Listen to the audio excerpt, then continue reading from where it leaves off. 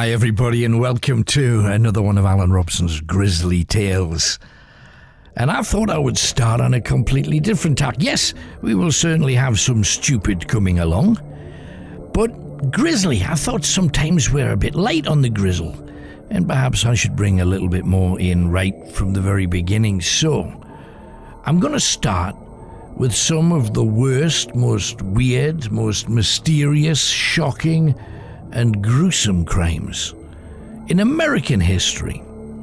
Many of them you'll have heard of, but do you know exactly what happened? Well, I'm going to start by taking you back to April the 14th in 1865. Now, fresh from being voted in as president for the second time, the man who was the salvation of the Union cause during the American Civil War, Abraham Lincoln, decided he was going to take his missus out for the night to the theatre to see what was probably the biggest comedy doing the circuit back in those days. It was a thing called Our American Cousin, and it was at the Ford's Theatre in Washington. Now, this is where one of the most notorious assassinations in history in general took place. An actor who was also a radical Confederate, a bloke called John Wilkes Booth, managed to go up the special stairs behind where the royal boxes are. He sneaked behind President Lincoln, he drew out a pistol, and he fired a single shot at the back of Abraham Lincoln's head. Now, because of the caliber of the gun, it didn't remove the top of his head like a point-blank shot like that should have done, but it did burrow deep inside Lincoln's brain. And sadly, he died the next day. Now, John Wilkes Booth had actually been an actor performing on the stage at Ford's Theatre, so he knew it really well, and he'd also apparently been stalking Abraham Lincoln for months. He was in favour of slavery, and he wanted to see the South freed from Lincoln's rule. Well, that would never happen.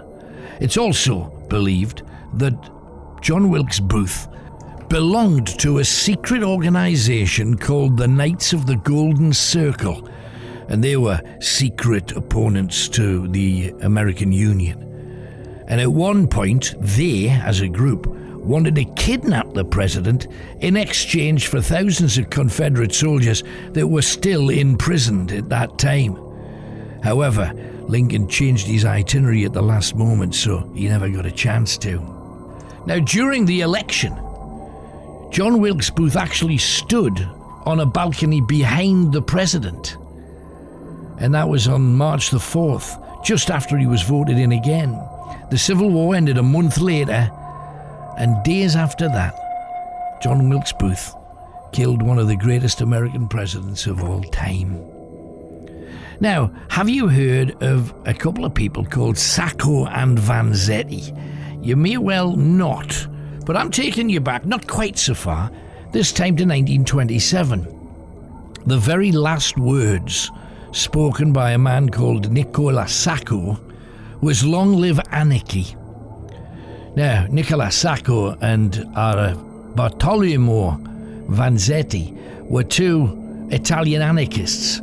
They were immigrants in America, and they were found guilty of killing a paymaster and a guard of a shoe factory, of all things, in Massachusetts. They managed to steal $16,000 worth of payroll money, which was an absolute fortune at the time. They were brought together by another anarchist called Luigi Galliani, and he fled to Mexico to avoid being drafted into the First World War. And both of these guys were arrested in connection with the shoe factory robbery, even though they'd never ever been convicted of a crime before. And they were found guilty by a jury despite overwhelming contradictions in eyewitness testimonies, and the ballistics evidence was questionable at best. But the trial was largely perceived as being unfair, and loads of protesters with placards outside the prison. And there's lots and lots of books written about this particular trial. because when he was sitting in the electric chair on August 23rd, Nicola Sacco screaming "Long live anarchy," he got a blast. Didn't quite kill him, but it set the basic clothes he had on fire, and they had to be put out while they gave him a second blast that essentially made his eyeballs burst underneath the black hood. So a grisly way to go, and although he was an anarchist, he may well have been an innocent man. Now we're talking a couple of years later, at the height of the gangster wars in the United States. And this was on February the 14th. You might know that date from buying a little teddy bear and a box of chocolates and a bunch of flowers and all that tat from your local shops for Valentine's Day. Well, there was a massacre on Valentine's Day in 1929. This was a time of prohibition, and that was a windfall for all of the criminals across America, and particularly for the gangster Alphonse Scarface Al Capone, and also George Bugs Moran in particular. Now, these two gangsters had a rivalry which would end up leading to one of the best-known incidents of organised crime that ever happened in the United States, and it led to the death of 6 mobsters and another person on Valentine's Day. Now, what I would suggest you do if you're interested, you can Google the St. Valentine's Day Massacre, and you will find pictures of the bodies and the blood lying on the floor after they'd been literally machine gunned. And it was one of Al Capone's top lads, a bloke called Jack Machine Gun McGurn, and he was absolutely positive that Bugs Moran had tried to kill him on a couple of occasions, so he decided to stage a setup designed to kill Bugs Moran and some of his men. So what he did, he mentioned that Al Capone was in a conciliatory mood and wanted to do a deal, and it was worth a fortune, and they would get rid of all the rivalry, and it would be worth a fortune to each side. And he lured Moran into a garage. This was at 2122 North Clark Street in Chicago, Illinois. And he said there was an opportunity to buy cheap whiskey from a bootlegger, and fortunes were there to be made. And Bugs Moran, who was very, very keen on money, he decided to go for it. Now, he wasn't one of the 7 men killed that day, much to Machine Gun McGurn's chagrin. However, he was either late, or maybe he saw a police car in front of their house and ended up hiding. The accounts differ of how he avoided the whole thing. The police car Moran might have seen was actually a fake one. It was just part of McGurn's plot. 4 people entered the garage, 2 men wearing police uniforms, and 2 men who were just dressed normally in raincoats and suits. Now, the plan was to make it look like a regular raid against bootlegging, because the police were trying to break the bootlegging industry at the time. And the plan worked perfectly. The St. Valentine's Day Massacre, as it would become known, also marked a turning point for the fight against all of those big gangs in Chicago. And at the time, the police commissioner said, "We're going to make this the tolling and ending knell of gangdom in Chicago." It was a bloody horrible way for them to die. The police ended up trying to take the credit for it, when in fact it was a hit, one gang against another. Some of the men were almost torn apart. They had so many machine gun bullets in their stomachs. They were raked time and time again, with one man having 48 slugs in his body. And that was the Valentine's Day Massacre. Now, another thing that was absolutely horrible, and any of you that have small children will realize this. Imagine your 20-month-old little Baba playing around the floor, just about being able to walk properly on their own without falling over and stomping their head off the coffee table. Lovely and cute. And that was the 20-month-old child of Charles Lindbergh. And in 1932, this was considered the absolute crime of the century. Charles Lindbergh was the first man to fly solo non-stop across the Atlantic in 1927, New York all the way to Paris without stopping.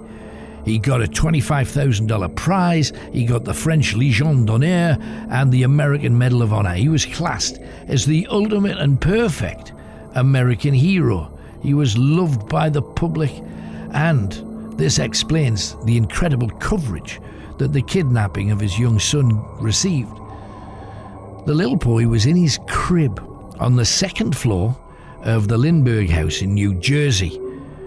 And it was in that crib where the ransom note demanding $50,000 was found. The note said that the child was in good care, and the family, of course, notified the state police. A few days later, a new note said, "We want $70,000 now." And then a weird string of events, including a retired teacher who volunteered to be a go-between and actually met the kidnapper twice. And during the second meeting, the teacher handed over the complete ransom, $70,000. And he was told to look for the child in a boat off the coast of Martha's Vineyard. The police raced there, looked in every boat they could find. The child was nowhere to be seen. And a little over 2 months after the kidnapping, the battered and strangled body of the child was found in the woods, really close to the Lindbergh's home in New Jersey. The New York Times believed, with their forensic scientists, that there was a strong possibility that that child had been murdered on the very same night that he was kidnapped. Now, the FBI began to investigate, and in 1934 they arrested Bruno Richard Hauptmann, a German-born fella who was hiding $13,750 of the ransom in his garage. He was indicted on charges of extortion and then later murder and kidnapping. His trial began in January 1935, and a jury found him guilty. He was electrocuted to death on April the 3rd, 1936. And one of the witnesses that were in there watching him fry said, to see the fear on his face, to see him finally accept his guilt and accept what was going to happen to him, was greatly deserved. It was the first time I'd ever seen skin fry on someone's body. But he deserved it. Now, there's some people that say Hauptmann didn't get a fair trial because of Lindbergh's status. Others, he got hit because it wasn't that long after the war and it was building up to another one with Hitler spouting off. And there's other conspiracy theories saying that the child's nanny was involved and that the retired teacher who offered to help was to blame. But Hauptmann had the money, and that was conclusive. One of the worst things that I've ever seen on screen, and it was in the film that Oliver Stone made of JFK, was seeing the top of John F. Kennedy's head be removed by a gunshot. It was horrific then, and as it's as horrific now. And it's the most researched, talked about and debated and most contested crimes in history in general. They even had a commission to investigate the murder, and they discovered that Marine vet, 24-year-old Lee Harvey Oswald, shot Kennedy from the 6th floor of the Texas School Book Depository in Dallas, Texas. Oswald was raised by a single mother in New Orleans, and throughout his life he couldn't settle down. He became a communist. He tried to live in Moscow but was denied citizenship because they thought he was a flake. And after shooting Kennedy, he fled the building and killed a policeman along the way. and he was finally caught, he said, "I'm just a patsy." And this statement, along with Oswald's murder, because a vigilante and a strip club owner called Jack Ruby killed Oswald and was killed himself. So how come such a high-profile suspect was allowed to be killed by a random vigilante? Did Oswald orchestrate the attack? Was he working for the Cubans? Was he working for the Russians? All that people knew was that an incredible politician, probably the greatest president, potentially, that America had ever had, was dead. And so was Oswald. So now, we'll never find out. Now, in 1969, I was just a kid, listening to the Beatles along with everybody else, when came the night of Helter Skelter. A night when that White Album by the Beatles was said to talk to Charles Manson, who lived on a farm with a group of crazies that he called his family. And it was a horrific killing. Talk about grisly. This is grisly to the nth degree. In August 1969, Sharon Tate, who was a beautiful actress and the pregnant wife of Roman Polanski, was murdered in her home along with 4 other people. Manson's family, the followers of Charles Manson, did the deed. Manson told his people that it was time for the apocalypse, telling them to kill everybody in the house where Melcher used to live. Charles Manson was friends with a man called Terry Melcher. He was a producer, and he encouraged Manson in his singing because Manson wanted to be a singer-songwriter. He wanted to be the new Dylan, without the talent. Manson sent 4 of his people to the house, and they killed 5 people, including Tate.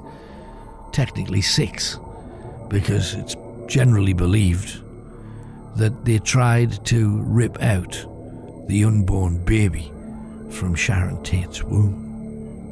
Manson had already ordered his followers to go and kill another man a few days earlier.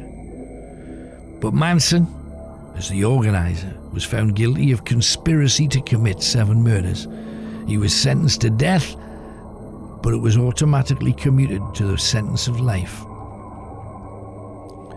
They reinstated the death penalty 6 years later, but Manson's sentence was not affected. He should have died for what he did.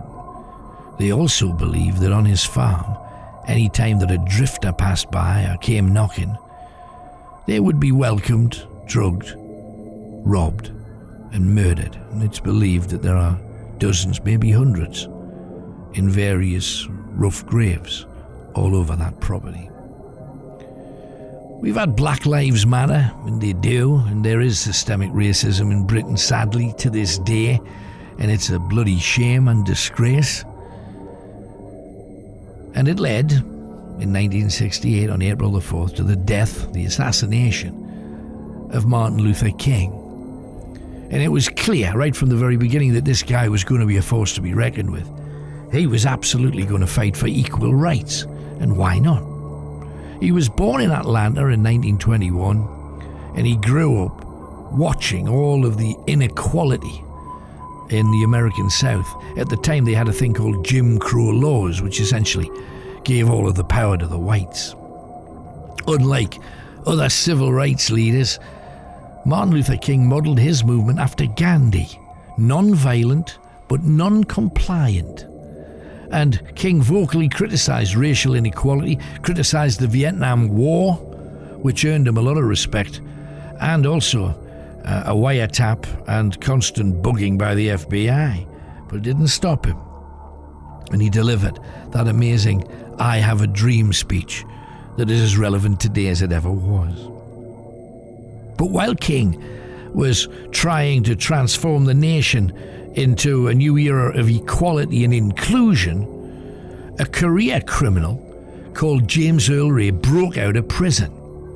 And on April the 4th, 1968, Martin Luther King was taking a little bit of air on a balcony of a relatively cheap motel, the Memphis Motel, and a shot rang out.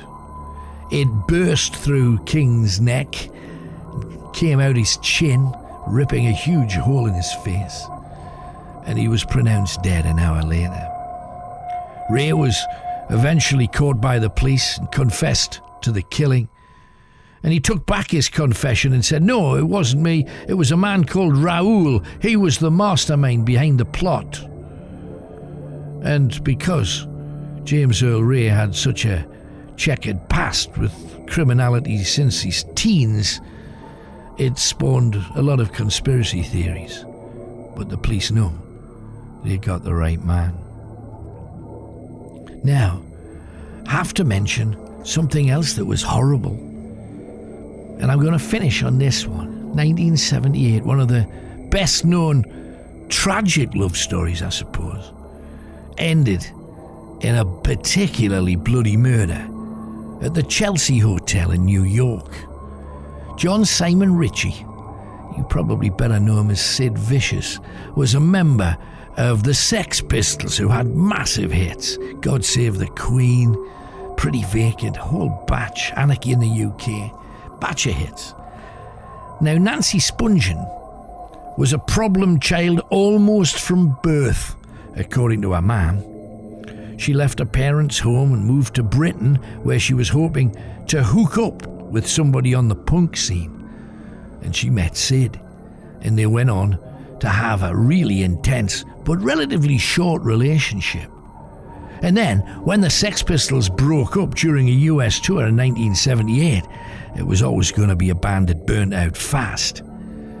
The heroin addiction of Sid and Nancy deepened, and Sid Vicious started getting particularly violent towards Spongin. He was seen beating her up on several occasions. People had often tried to intervene and ended up on the bad end of his fists. Well, the two of them, despite the rowing, were together at the Chelsea Hotel. And on October the 12th, the police were called to their hotel room to find Nancy Spongin dead, lying crumpled under the sink with a single stab wound to her abdomen. But the stab wound had not just been one prod with the knife, it had been a gouged and twisted affair. And Richie, who was found in a high wandering the halls, was charged with her murder and incredibly released on bail 1 day later. Now, while the court case was ongoing, he ended up going back to jail in December after attacking another musician. Once again, incredibly, he was released on bail. Had they kept him in on either occasions, a life would have been saved, and his own, because a day after his release from prison, he died from a heroin overdose.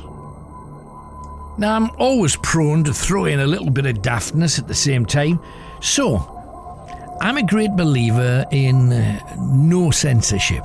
I'm not even sure there should ever be censorship of any kind. Yes, you can make movies where there's no swearing, that's perfectly fine. But I think if you're trying to emulate what it's like in real life, well, you should be real about it. It's a personal thing, you don't have to agree. But musical bans, I am absolutely against. Even for people that we hate and loathe, like Gary Glitter and Rolf Harris and all of that, the music they made was an art form, whether you like it or whether you didn't like it. Imagine if Beethoven had a strange proclivity towards young girls. You'd never hear classical music. Well, it's ridiculous. Because you've got to distance yourself. You've got to take the music and leave the human being alone. Now, in my opinion, Gary Glitter's music should still be played and cover versions made of their tunes by other people, and any money raised from the sale of those tunes should go to the victims. That, to me, makes absolute sense. The same with Rolf Harris, whose music wasn't exactly high quality, but it did go to number one on one occasion, and the songs are well known. So, give the money to the victims. Why waste it, and why never hear it? It's crazy. And there's huge double standards. You just got to look at R. Kelly to see how money can talk. People who beat up their partners, like Bobby Brown. There's no ban on his music, and he beat 7 Shades out of Whitney Houston. So we have a lot of double standards that need putting right, in my opinion. But I'm going to look at music that was banned. Now, in the 4th century BC, right, that's 400 years before the Christians believed their Messiah was born, Plato called for a ban of popular music because he thought pop or popular music led to low morals. It certainly did on occasions. In 1936, Adolf Hitler banned any music by Mendelssohn. Why? Because the composer was Jewish. And I don't know whether you can remember, 1963 there was a massive hit called Dominica by the Singing Nun. Funny looking shows as well. Dominica, bit of pop tat. But it was banned by a radio station called WHYN in Massachusetts because it was classed as degrading to Catholics. In 1969, a great song, Je t'aime moi non plus, by Jane Birkin and Serge Gainsbourg, was banned by Britain, America, and most of Europe because its content was of an explicit sexual nature. It was claimed that a part of the track was Serge and Jane Birkin having sex, and you can hear her moaning and groaning all the way through it. But they didn't moan and groan half as much as the people who banned it. In 1962, what I think is a fairly innocuous bit of music, Pat Boone brought a song out, kind of rock and rolly, called Speedy Gonzalez. Know the song well. It was fairly bland. Pat Boone, for heaven's sake, Mr. Squeaky Clean. But it was considered offensive to Mexicans and banned in America, even though the cartoon mouse, Speedy Gonzalez, became iconic and the Mexicans loved him. In 1966, the Beatles, accidentally snubbed the leader of the Philippines' wife, Imelda Marcos, at Manila Airport. They were asked to go and meet her. They had never heard of her, didn't realise that she was married to the leader of the country, and just went on their jolly way. And within 24 hours, they were back on a plane, banned from the Philippines. The Beatles also, in 1966, Sgt. Pepper's Lonely Hearts Club Band, one of their big songs, A Day in the Life, was banned all over Europe and in many American states because of alleged drug references.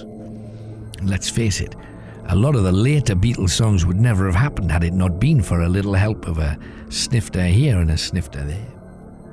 In 1968, Communist Party leader Chairman Mao Zedong, he banned The Sound of Music. Yeah, Julie Andrews, The Sound of Music, banned in China because it was classed as a blatant example of capitalist pornography. Let me tell you, as a man, I have seen some porn in my time. Julie Andrews wasn't in any of it. In 1970, the Rolling Stones, the other half of that pop battle over the decade, the Rolling Stones released a song called Cocksucker Blues. And the reason they did that was because their management company didn't want them to, their label didn't want them to, but they did anyway. And why? To make sure that they dumped them from their contract. And they dumped them from their contract, and they got free. In 1977, the Queen's Silver Jubilee year, the Sex Pistols, again, brought out God Save the Queen and her fascist regime. And the BBC instantly banned it, and the single reached number 2. As soon as you ban anything, it's usually a hit. In 1984, same thing happened. They banned Relax, When You Want to Come, by Frankie Goes to Hollywood. And the BBC played it for probably about 3 months. And then Mike Reed, the DJ, realised that the lyrics were all about gay sex and told the BBC, who promptly banned it, and it became a massive international and world hit. And the last one, you'd not believe either, but it's absolutely true. Dudley and District Hospital Radio banned Frank Sinatra and his song My Way from their airwaves because in the song there's a line that says, "And now the end is near, and so I face the final curtain." It was considered too depressing for terminally ill patients. Other songs that the NHS have banned: Tony Bennett's I Left My Heart in San Francisco, too distressing for coronary patients, and also Andy Fairweather Low's song Wide-Eyed and Legless because they felt it was unsuitable for amputees. You can't make this stuff up. Incredible. So, let's get grisly again. And can I just say a huge thank you for those of you that have been going to robsonsworld.com and checking all of the stuff there. There's new stuff being added all the time. And thank you for making the donations, those of you that have. And we need more, obviously, but we were going to keep going as long as we possibly can with the podcast and with the website itself. Any help you can give us, we would be very, very grateful. We're going to be doing a lot of new stuff and some new ways of broadcasting within the next 3 to 4 months' time. We want to make sure we can put it right and put it in a place where it can be done properly, and just get ready for that. But in the meantime, let me take you to Amsterdam. Now, a lot of you have travelled over there, maybe by ferry, or perhaps while you've travelled Europe or flown over. Well, the Schreeuwstoren was part of Amsterdam's medieval city wall, dating all the way back to 1480. Now, when the city outstretched the old town, pretty much all of the old buildings and the city walls were lost, but this singular fine old structure remains. At present, it belongs to a nautical equipment shop, because it's near the docks, but in years gone by, this was a place of extreme sadness. The tower is said to get its name from the Dutch word schreeuwen, meaning to weep. It's the Weeper's Tower. The tower gets its name for that. It's a place of absolute sadness. For this was the place where women would come to wave their men off to sea. Now, you've got to remember, at that time, about 1 out of 4 people going to sea would not come back. And this place would be viable as the Weeper's Tower if that was the only explanation. But it also comes from the word skraia or sherpa, a 90-degree bend in the old town wall. But both of those explanations blend in the ancient wall plaques. One shows a weeping woman, and the phrase skraia boeg, meaning sharp corner. However, let me tell you what happened in 1609. Henry Hudson left from this spot when the sea was part of the city in an attempt to find brand new trade routes to the West Indies. The same adventurer would later discover the river in North America that still bears his name, the Hudson. There's a plaque commemorating the voyage, yet a lesser-known story was about a Scottish seaman called Aitkenshide on board that ship, who was taken by the attractive ladies of Amsterdam. The red light district testifies that there are many people who have been hypnotized by them. But he decided to smuggle 2 of them on board ship, dressed as cabin boys so they could entertain him all the way to the West Indies. Both of those prostitutes were found by another boat a mile offshore, having been dumped unceremoniously into the sea to swim back. The Weeping Tower has seen its share of weeping. Charles V, the Holy Roman Emperor and King of Spain, watched from the tower in 1520 as his men executed 14 young Dutchmen who refused to accept him as the ruler of Holland. During the revolt of 1568, William of Orange ordered his men to hack to death farmers who had refused to allow their sons to fight at his side. 23 men, young boys mostly, were cut into pieces. One by one, they had their legs, their arms, and finally their heads cut off. In 99% of the cases, after the arms and legs had been cut off, they were still alive. In 1666, the Dutch Navy defeated the English Navy and returned with 17 English prisoners who were held in chains in the Weeping Tower. Talks were held to return them in exchange for Dutch prisoners. However, a captured Dutch ship was sunk with the crew on board by the English, who refused to pick up survivors. When the news of this got back to Amsterdam, the public demanded the deaths of the English sailors. And that afternoon, on a simple gallows, they were hanged one after another. In 1808, Napoleon was crowned King of the Netherlands and entered Amsterdam with his troops. The crowd were ordered to cheer the emperor, and he had his own men in plain clothes in the crowd, and they would stab anyone who made remarks or refused to clap.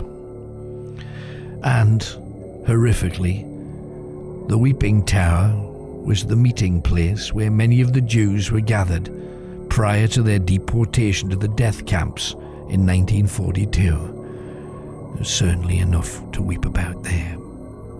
Now, as you know, I love the wearers of the green, our friends from Ireland. And I'm going to tell you a tale of Belfast and Lucifer's flame. One of Belfast's most notorious hauntings took place at the Lucifer Match Factory in Millfield Place.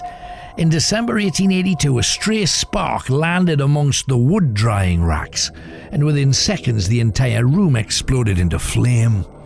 Those in there were immediately engulfed, including 4 young children, one of them being the daughter of the factory manager. He had hired her and her friends, as little children, barely 10, to box the matches, and for that he would give them a little extra pocket money. 3 months later, after they had burned alive, the factory was rebuilt without the word Lucifer in its name. The new Match Factory was a better, stronger and less dangerous construction, and yet from the very first few days of production, things were not right. Locals could feel their arms being tugged as if by young children. A few even saw images of young children running whilst on fire, especially as it got darker in the evenings. Several of the workers quit rather than face that kind of phenomena. Then, at night, local residents regularly called the police on hearing screaming coming from the new building. On investigation, there was no one living in there, and this went on for almost 17 years. High-pitched screams that chilled the blood of all who heard them, and thousands did. People travelled from all over Ireland to hear the children's death cry. And in the early 1900s, the petrified owners decided to close the plant, and rather than sell it, it was demolished. And when the factory had gone, the screaming went with it. So now I'm going to finish off with one final story about an angry Scotsman. Well, let's face it, if you live anywhere in the northeast, you're only a short drive from the Scottish border, where most Friday or Saturday nights you're fairly sure to find at least one angry Scot. But this was in Russia. Imagine a young boy from Motherwell who'd been thrown out of the Scottish army supporting William of Orange, and on 3 separate occasions he'd served, but he seemed incapable of obeying orders. He had a sharp tongue. It made it impossible for him not to answer back. Well, George Learmouth was such a man. He bragged there was nae school that could hold me or teach me. And this led to him having a violent childhood, an even more violent teenage, and he went straight into the army when he became that age. If they didn't want him, he had no problem in leaving Scotland. And not long after the Battle of the Boyne was about to transform history, a German called Gunther Sachs had been fighting as a mercenary for the Scottish cause. And now that that victory had been won, he had to move on. It looked like peace was coming. and that meant the end of his paychecks. So Learmouth said to him, "So how do you get to fight for other countries?" After all, that was Sack's speciality. So Sacks travelled into Europe with Learmouth, and they spent almost 3 years in Germany doing many filthy and bloody missions that the Austro-Hungarian High Command needed deniability over. If this ragtag of mercenaries were caught, they were on their own. They worked briefly for the French, and they heard of a war breaking out further north between Russia and the Great Ottoman Empire. For years, the European superpowers had been trying to reduce the Turks' power, to reduce their empire, and to deter them from attacking them. And in 1687, the Russo-Turkish War began. Now that means cash money for any mercenary. And the group of about 15 soldiers of fortune, including Learmouth, were heading towards Turkey to offer them their services when they arrived in Poland. And when they were stopped by Polish troops, they demanded an explanation as to where these guys were going, fully armed like they were. Following their explanation, the Polish army said, "Join us. We're fighting alongside the Turks against Russia." The area of conflict was, as was so often at the time, the Crimea. And like every other army Learmouth had joined, he was hard work, often fighting with the Poles that were supposed to be on the same side before fighting alongside them in battle. Tomasz Shivinsky, a fellow mercenary, said of him, "If there was no one about, he would fight with himself, yet on the battlefield he was a beast, and you would wish no other to be by your side." He was said on one occasion he hacked the head off a Russian, placing it into a wolfskin hat and beating others to death with it. One Russian officer had singled him out to be killed, ordering half a dozen men to wipe him out. Learmouth promptly killed them all, then tipped over the officer's horse with him still on it, hurling the man into the mud of the Crimea. The shocked officer tried to extract himself from the dirt whilst trying to find his pistol when Learmouth started to stamp on him. First the groin, then the stomach and the chest, then the arms, and finally a jackboot on his throat. He could easily have shot him. He could have used his sword to finish him off. But Learmouth was enjoying himself far too much for that. His final stamp crushed his face, shattering the bones into his brain and flattening his skull. There were numerous stories of Learmouth's great overindulgences. The time he broke the nose of his own sergeant in Scotland, then spat on one of the clan chiefs. Anyone else would have been executed, but Learmouth was a bull of a man. Then there was the time that a dozen French soldiers began humiliating him about how the Scots wear kilts. They questioned not only his courage but his sexuality. 20 minutes later, the tavern walls were spattered with their blood. 7 dead, the others wounded, some badly. Learmouth had to move on with Sacks and the others because they were supposed to have been on France's side. Now, during the Second Russo-Turkish War, Learmouth and a group of about 200 mercenaries led a campaign designed to push the Russian front line back. It achieved that, but at the cost of Sacks' death. A cannonball from the Russian artillery had missed a battlefield full of soldiers and was now just rolling at speed along the grass. Sacks, hiding behind a grassy knoll, raised his head in perfect time for the cannonball to remove it. This drove Learmouth into one of his more aggressive rages, and he raced towards the cannons, totally ignoring what they were firing. He got behind them and started hacking into the artillerymen. The other mercenaries were at least 100 yards behind him and eventually had to withdraw after killing many. Learmouth was knocked unconscious and placed in a stockade with other Polish and Turkish prisoners. He was brought to the Russian officer's attention because in the stockade he was fighting and on 2 occasions killing Turks. After a discussion and a financial proposition, the kilted Learmouth joined the Russian army. Irrespective of how unstoppable he was, The Russians lost both wars, and a treaty was signed in 1699. The countries declared to respect one another, and even their most bloodthirsty tribes would not be allowed to attack. The Turks promised that the Crimean Tatars, who loved to massacre small villages, would stand down, providing that the Russian Cossacks would too. Over the years, Learmouth not only did all the Russians' dirtiest jobs, but kept leading suicide missions, and yet always returned. He also returned to Scotland to get more men prepared to fight for Russia. Learmouth found a strong Russian woman who could not only stand up to him, but was said to be able to knock him out when he deserved it. They had 2 children and lived happily on the outskirts of Moscow. Learmouth was so courageous his actions were brought to the attention of the Tsar, Peter the Great. The Learmouth crest, still held in Scotland, was adjusted and became the Lermontov crest as a new family laid down roots in Russia. There's currently a Lermontov society, and it's believed that this battling Motherwell Scot was related to the famous Russian poet Mikhail Lermontov. Many believe this was the first substantive number of Scottish people going to live by choice in Russia. If you go to Russia, you'll find a surprising number of Gregs and Creightons living in and around Moscow. And in St. Petersburg, there's over 50 people called Reed in its telephone book.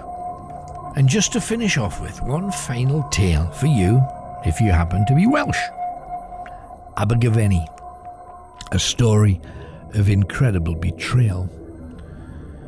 It is rare that a tiny, gentle little market town nestling in southern Wales could possibly be as badly stained with spirit as tiny Abergavenny. A sleepy hamlet now, even sleepier when a Norman lord, Hamelin de Ballon, built a fine and intimidating castle there. It's now in ruins. It changed hands between the Welsh and the English on a regular basis, and every time the people living around the castle would be raped, murdered and executed.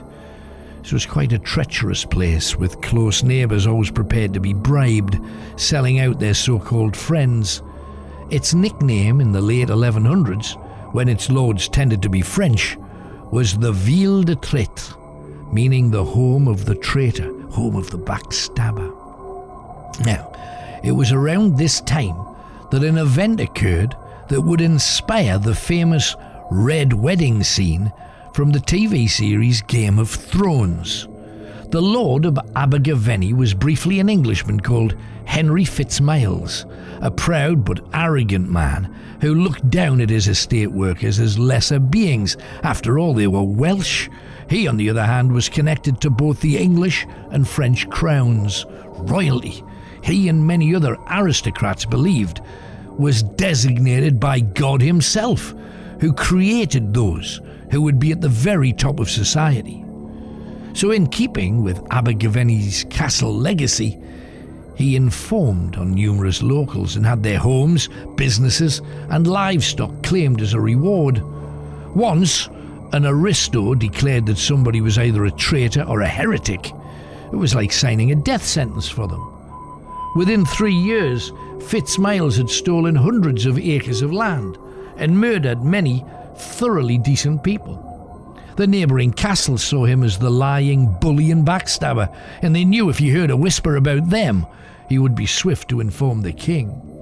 So a neighbouring Welsh lord decided that rather than wait for his inevitable betrayal, he would hire a gang of Irish pirate cutthroats that he held in his prison. And he said not only would he set them free, he would get them their own ship, manned and rigged, and ready for them to head back to their previous occupation. The captain was a man called Niall O'Hanlon, a gap-toothed thug the size of 2 men and a wall of muscle. And he was quick to agree, and with 6 of his nastiest acquaintances, he was given weapons, horses, and a little money, and set off for Abergavenny. Once there, they drank most of the money away, whilst finding out the habits of Lord Fitzmiles. Yet the Welsh lord also insisted that his son, barely 11 years old, had to die too, as he was his heir. These ragged killers soon discovered that every morning, around 10, the pair of them and 2 equerries would go riding on their hunting land stolen from locals that they had betrayed and sentenced to a slow death of pressing. The man, his wife, and 3 children, aged 9, 7, and 5, and a new 4-month-old baby, were placed beneath a huge wooden and metal door, and then rocks were piled on top of that door until their skeletons could no longer bear the weight, and they were crushed or pressed to death. Once this had happened, and everyone believed the deed to be done, suddenly the baby began to cry.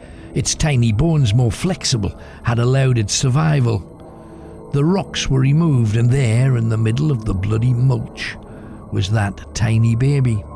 The locals screamed, "Let it live! It's God's will!" Yet Fitzmiles ordered one of his henchmen to smash its head in across the castle wall. And they say that the mark where the baby hit can still be seen to this day. All that so that the Lord had a nice valley to ride in that belonged to him. Well, that chilly August morning, Fitzmiles and his son began to ride over hill and burn when they spotted the body of a pretty young girl, used and destroyed by the Irish pirates. They'd staked her out, a naked, blood-stained body between 2 trees, blocking in the Fitzmiles, as that was their route through brambles and very tight woodland. Both equerries were sent to cut down the poor girl, but before they were clear of their horses, they were grabbed and held at knife point. The horses belonging to the Fitzmiles also grabbed. Realizing his plight, he offered a massive reward for their treatment and return to the castle.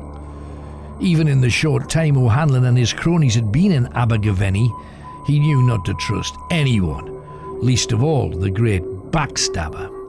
One of the equerries tried to fight back, getting his throat cut with a gully knife in the process, and even while his neck was foaming and frothing with blood, he tried to save his master, getting beaten down by his capturers.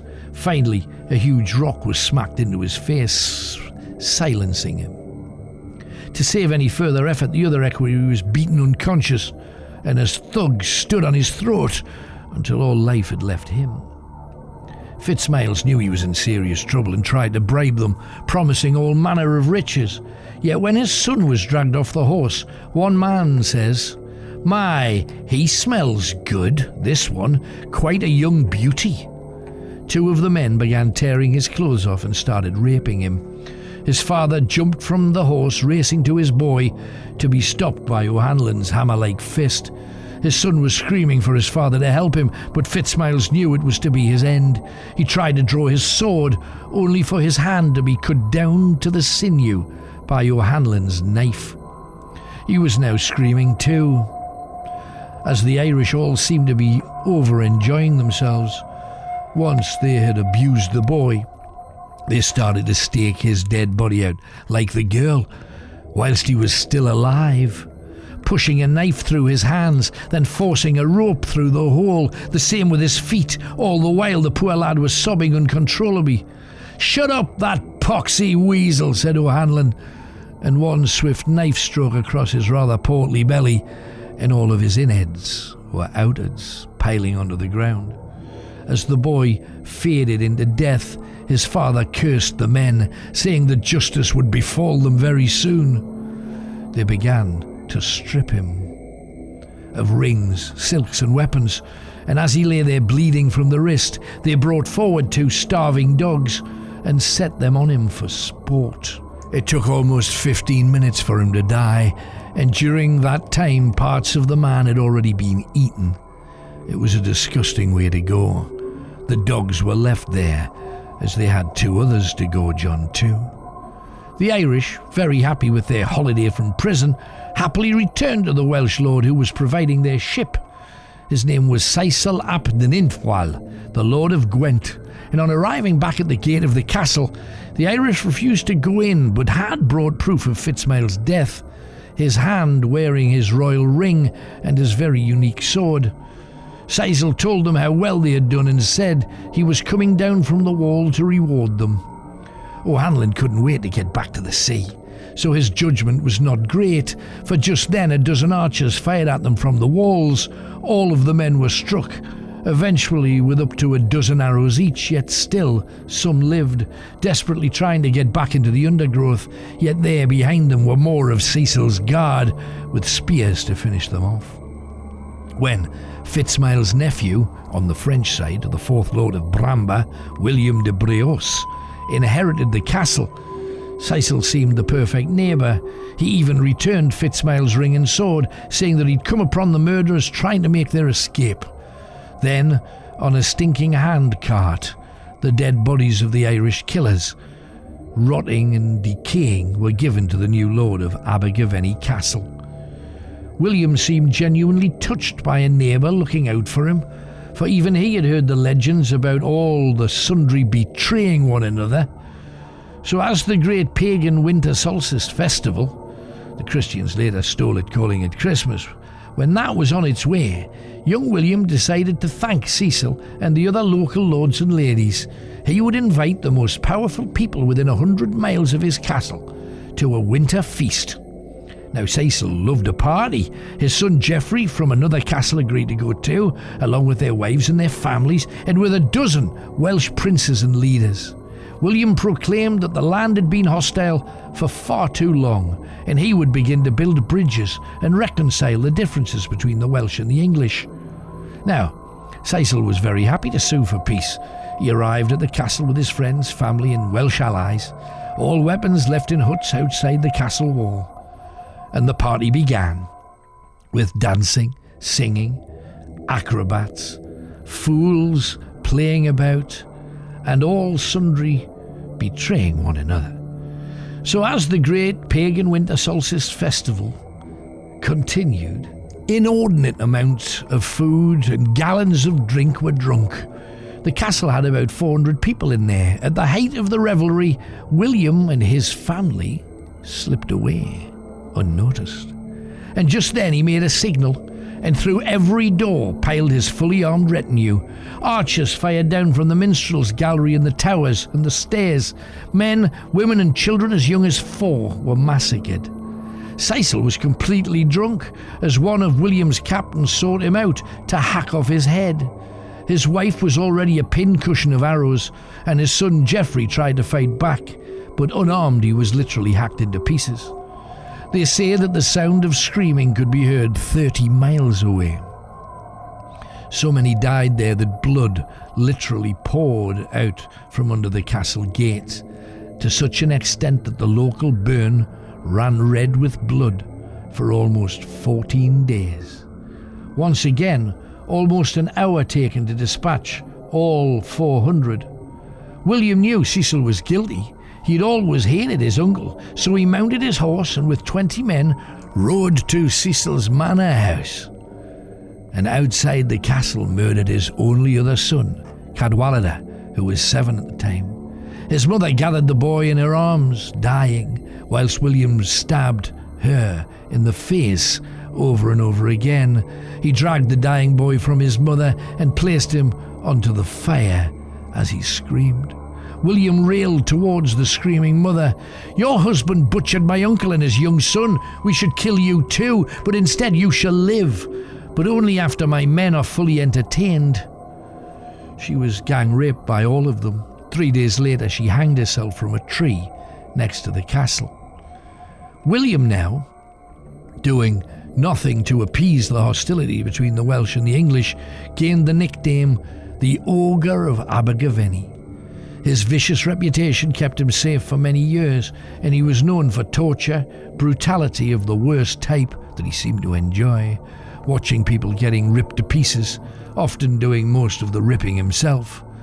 In one case, his wife walked in to see him forcing a man to eat his own testicles. His crime had been failing to doff his cap to him in the market square. Yet in 1822, when William was in ill health, the Welsh lord of Caerleon, a distant relative of Cecil, seized the castle one night when no one had expected it. De Breos's wife and son were walled up in Corfe Castle's own jail and starved to death, their bodies never being found.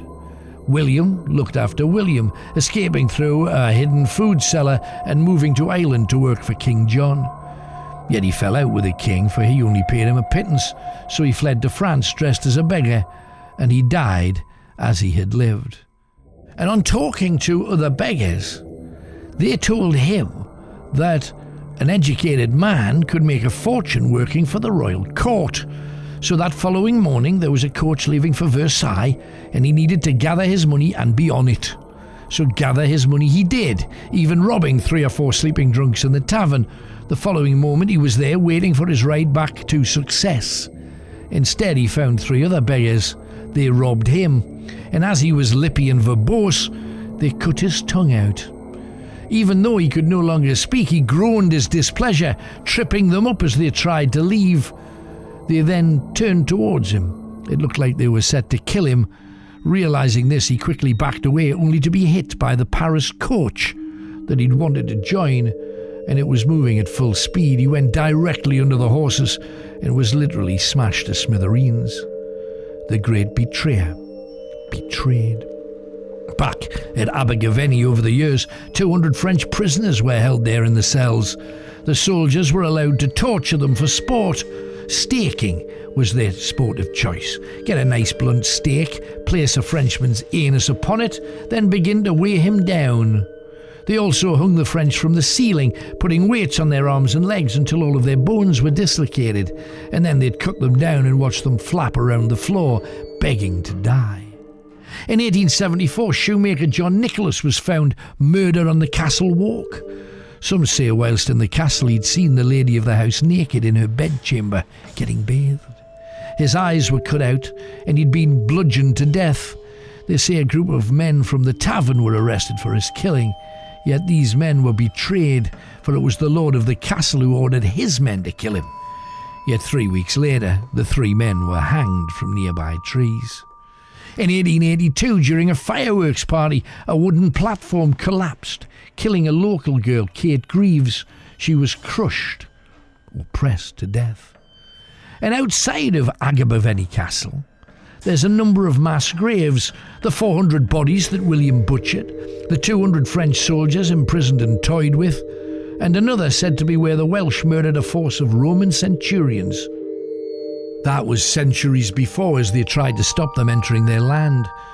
This place is flooded with ghosts and spirits of the slain, murdered men, women, and children, with over 500 reports of ghostly sightings every year without fail. Echoes of the past are inevitable, yet it is little wonder Abergavenny Castle remains savagely stained. And that is our grisly tale, or tales, for this week. I hope you've enjoyed it. Please help us out on robsonsworld.com if you can. If you can't afford it, we absolutely understand. If you can make a donation, that would be great. If you want to download something, feel free to do so, with our thanks. And until next time, look after yourselves, stay well. And from me, Alan Robson, God bless you, and I wish you well.